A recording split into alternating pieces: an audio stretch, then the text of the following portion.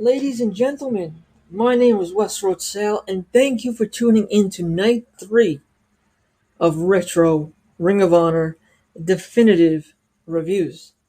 Tonight we are taking a look at Death Before Dishonor VIII, which took place in Toronto, Ontario, Canada on June 19th, 2010. First things first, for having viewed Ring of Honor pay-per-views in the past that had a title screen that had a title meaning words, this had no markings on the main menu once you booted up saying what it was. Just a picture of Davey Richards staring down Tyler Black, and then on the bottom, play all and match by match. No actual overall title stating what was on the DVD, which I found a little odd. The show starts off with what the commentators are calling tag team action, and Cheech and Cloudy start to come out of Up in Smoke. El Generico suddenly runs through them and straight to the ring, where he yells and grunts for Kevin Steen. Steve Corino comes out instead of Steen and says no way is Steen facing Generico tonight. He is Steen's advisor now, apparently. But Kevin Steen runs out and faces Generico head on, which brings us into our first match. El Generico versus Kevin Steen in a grudge match. First things first, the crowd is red hot for this match. After brawling in the ring, they quickly take it to the outside, and they both get swung into guardrails headfirst by the other. By the way, do you think that there's a code of honor in this one? No, there isn't. Nice pop-up dropkick reversal, really unique reversals. There was a through-the-ropes backdrop on Steen by El Generico, reminiscent of what someone in WWE nowadays. First one that gets the correct name wins imaginary points. Constant heavy-duty moves, the crowd is staying hot throughout the entire thing. There's a mid-air adjustment by Steen into a package pile driver, amazing to see. But the match ends abruptly when Steen uses what seems to be a wrench and just clobbers Generico's head with it, which gives him the win. I was really expecting so much more with this one, but it seems as though their ultimate climax match happens at Final Battle. So thinking of that later on, I kind of understand why they went the way they did with this one, but still, they could have put a little more into it. I gave it a 2.5 out of 5. Promo before the event asking fans and other wrestlers about who is going to win the main event is up next. They go from like a fan to like a mid-card wrestler to another fan just asking the same question. So it gets a little repetitive, but it is short, so it is a nice hype up for the main event. Now we have Cheech and Cloudy from Up in Smoke versus Kenny King and Rhett Titus, who form the All Night Express. Code of Honor is shown, but Kenny King takes a sideswipe. In the beginning of the match, Up in Smoke has the momentum and does a sink dive to the outside, but the tide is turned with a spinebuster combo lateral press by the All Night Express. To add insult to injury, Kenny King comes in and prevents any hot tag from being made. Halfway through, and there's a botched leg drop from Rhett Titus when he tries to bounce off the rope, and the crowd instantly calls him out on it. Finally, a hot tag is made, and Up in Smoke turn up very fast. All Night Express take it back with assisted power bombs and the one-night stand. Here's the very noticeable quirk with this match, okay? When you have two teams consisting of not heavy guys who are more both on the agility side, you have to execute the strikes and even some of the more agility-esque moves, even the more showing off type of moves with hard-hitting force, and that doesn't really happen here. I would have given it a much better rating if that happened. I gave this match a 3 out of 5, and Kenny King and Rhett Titus win. Now, Kenny King takes the mic and hypes the team and introduces their new manager, Austin Aries, just like we had a new manager from Kevin Steen earlier in the night. His jacket is very glittery and bomb-tastic. He then insults the crowd and calls Delirious out. Now, Delirious comes out, but with a very red attire tonight.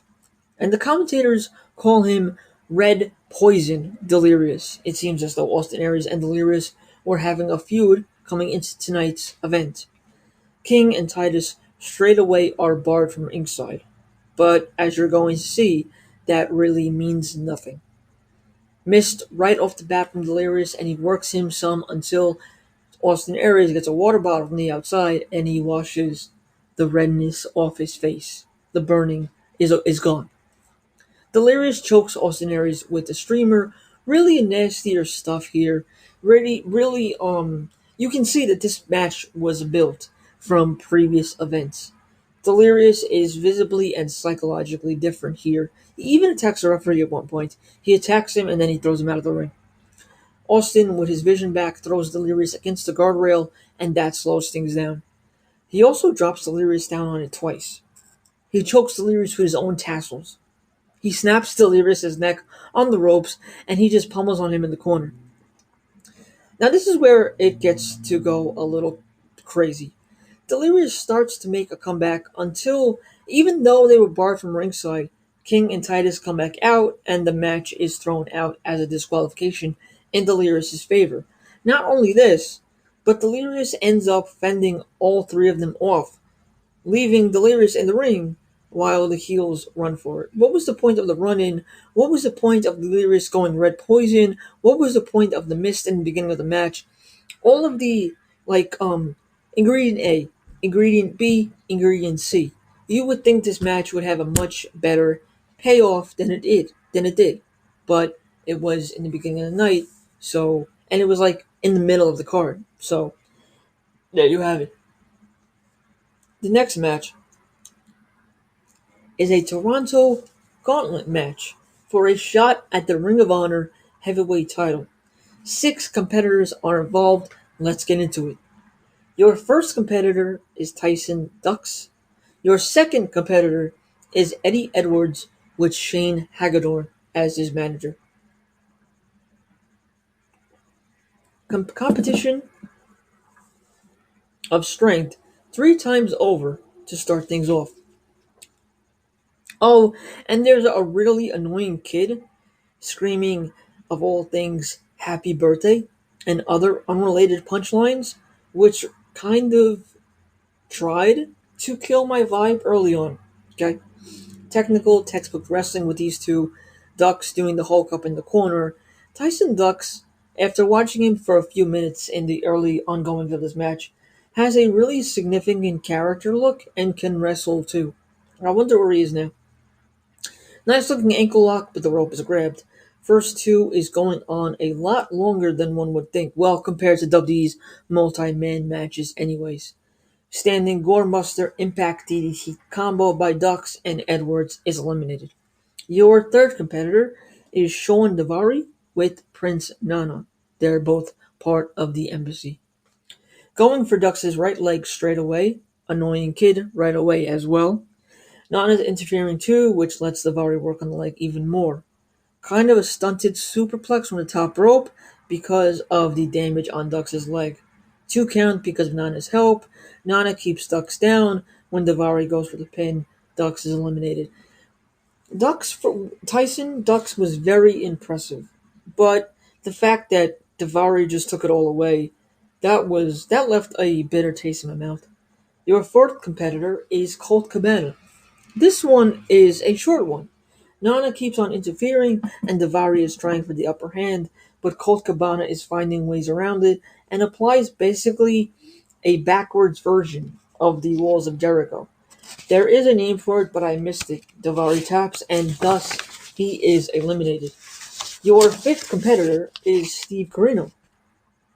Colt Cabana goes for the same hold that he eliminated Davari with, but Corino gets out easily. Nice sequence by Colt where he slaps Corino's chest and then high-fives a fan from the audience and repeats it a couple of times over. Corino finds a fork out of nowhere, but the ref blocks the attempt. Still gets a low blow in otherwise, but still a 2. Eye poke and eye rake combo from Corino. But Cabana gets the win after a successful comeback. Corino is eliminated. Your sixth competitor and final competitor is Roderick Strong with Truth Martini. A lot of managers in this match. Runs in and goes for a roll up just a two, but gets the crowd excited. The commentators say that Roderick Strong is 0-15. I actually rewinded to see if they actually said this, and they did, which is surprising, really surprising. Double arm slap by Cabana, beautiful full body flip off ropes by Strong. Strong wins with help from not Martini, but Martini's book. And he is your number one contender for the Ring of Honor heavyweight title. I gave this whole gauntlet a 3.5 out of 5. This was a highlight of the night. Intermission starts, but everything comes to a halt. Like you can see, not everybody's sitting down. There are people that are getting autographs. So when everything starts to come out of the back, people eyes go on what's happening. Everything comes to a halt when a brawl comes in from the back between Steen and Generico. Carino comes through to try and break it up, and then Cabana comes through and tries to break it up, and then security comes through and tries to break it up, but all to no avail. Brainbuster by Generico, and he also tries to choke Steen out with a necktie. Steen gets out of the lock, and they run to the back, him and Carino, that is. Back from intermission, and we get a surprisingly calm promo in the ring by Jim Cornette, just thanking the crowd and getting us all in anticipation for the second half of the show. Your next match is a very nostalgic one because it features Christopher Daniels and Kenny Omega in a singles match in what they call a Pick 6 challenge match. I never understood what the definition behind a Pick 6 challenge match was, but let's get into what happened in the ring. Code of Honor starts off things, which is nice. Commentators mention that Daniels has been in Ring of Honor since day one, which is true, which is a nice throwback. Mat work to start, Hadouken from Omega, but it is countered. For being so young, Omega is already so fast on his feet. Daniels is older, but still one step ahead of Omega's fanciness. Constant back and forth, varying styles, high flying, mat work, submission styles.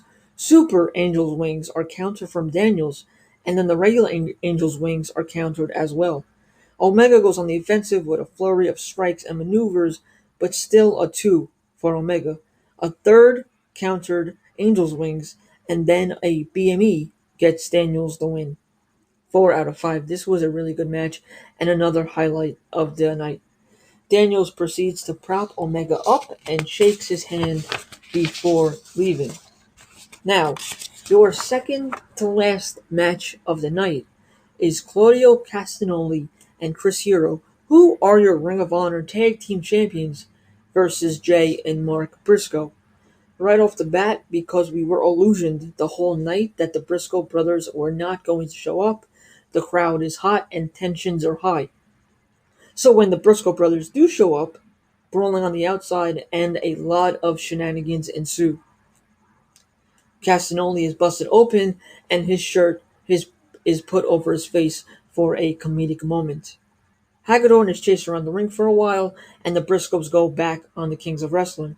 I don't think they were called by this nickname just yet, but I will refer to them from now on because that is that is an easier name to say than Claudio Castagnoli and Chris Hero. That is a tongue twister, so I'll refer to them as Kings of Wrestling. After the surprise attack from Jay and Mark Briscoe settles down and the Kings of Wrestling get the momentum back, a Briscoe brother is busted open. The blood is all over the attire and the attire of the Kings of Wrestling. After literally the crowd counted and I counted 30 head shoves into the turnbuckle, Hero starts bleeding as well. Jay Briscoe gets tied to the turnbuckle on the outside of the ring, and so for a while it's 2-on-1. So they can go all out. The ref is shoved to the outside, where he tries to untie Mark. And now listen to this part. He can't. He's desperately struggling to get the Briscoe brother out of the tie that he's in. So he asks the crowd for a knife. And somebody in the crowd gives him a knife. to cut the Briscoe brother free. What? You let a fan into the venue with a knife. Okay, good storytelling, Ring of Honor. Very good storytelling. A surprise attack from a fire extinguisher levels the playing field. More weapons. A table is brought in. Power bomb, neckbreaker combo. Doomsday device is put on Hagedorn because he interferes one too many times. Elbow strike by Briscoe brothers. Still a 2. Swing drop kick to the head combo by Kings of Wrestling for the win. 3.5 through a 4 out of a 5. Now, here is your main event. I wasn't really into Ring of Honor at this point in time. I don't think I was into Ring of Honor just yet. So I missed the whole saga with Tyler Black. Tyler Black, for those who don't know, is Seth Rollins in the WWE. But let's get into it, shall we? Tyler Black is getting booed here a lot. FUs too. All from the crowd and all very loud. Tyler Black offers a handshake, but Richards, that is Davey Richards, spits in his hand. Davey Richards, the best comparison in ferocity to make is he's comparable to Low Key. And I think, not to get sidetracked, but Davey Richards and Low Key, did they ever have a match? I think so in Indie Fed, but if you know of a match that they were in, just link it down below and I'll watch it. I'll give it a view and I'll give it a rate maybe, who knows. Tyler Black then slaps Davey Richards and Richards slap back even harder. Both of them are so smooth in putting on a modified surfboard first. Davey Richards and then Tyler Black. There's a dig made at WWE in commentary. In a match of this caliber, I guess it's the best time to make such a comment, but it also takes away from what's happening in the ring. Tyler Black goes for a dropkick twice, and then finally gets it on the third try. It is possible that Davey Richards has lost a tooth. Boot strikes from Davey Richards to the sternum of Tyler Black, more of a count and more vicious than Daniel Bryan or Bryan Danielson ever did. Tyler Black dead weight lifts Richards to the outside of the ring and then proceeds to dive onto him. Reverse Hurricane Rana, then a reverse Brainbuster, just a 2 for Tyler Black. Going around the entirety of the ring with chops to Davey Richards. Davey Richards runs super fast and dives onto Tyler Black, who's on the outside of the ring and into the audience, which the spectators have to get up and clear the area, even though the wrestlers do come back into the ring almost immediately. There's a punch sequence back and forth, cloverleaf executed, and Tyler Black is going nuts on the top rope. Top rope suplex into facebuster. These guys at this point in the match are sweating and struggling. Not, of course, obviously not like gassed out, but kayfabe wise, which adds to the entire story we are getting here. So much later in the match, and there's bare knuckle mat work, which is surprising and gets me watching from a living room and the crowd really into it. A flipping suplex from both men onto the floor from the ropes of the ring, which looks nasty. A lot of the moves in this match are stiff and nasty looking. Giving it their all, and the crowd is red hot. So many 2 counts. There's a just die Tyler, just die Davey from the 2 competitors, which is awesome. And in my opinion, matches should have more verbal tactics from both wrestlers. I know they're doing it in Impact and WWE right now because they have to get the audio from someplace, considering the audience, the crowd is not there. But even when the crowd is there, they should have some sort of mic system to pick up what the wrestlers are saying. The one thing in this match which I didn't think it needed was Shane Hagedorn comes out and tries to give a chair to Davey, but gets hit with it himself from Black, kicking it in his face. That little part was not needed. Really, it's too much to describe every single detail and the atmosphere, but these 2 men have easily proved themselves.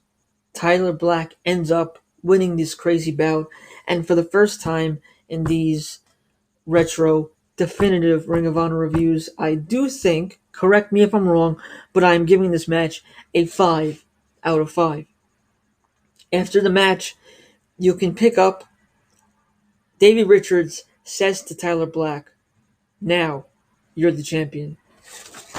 And with that, I will end this definitive review of Death Before Dishonor 8. Thank you for listening, and everybody have a nice day.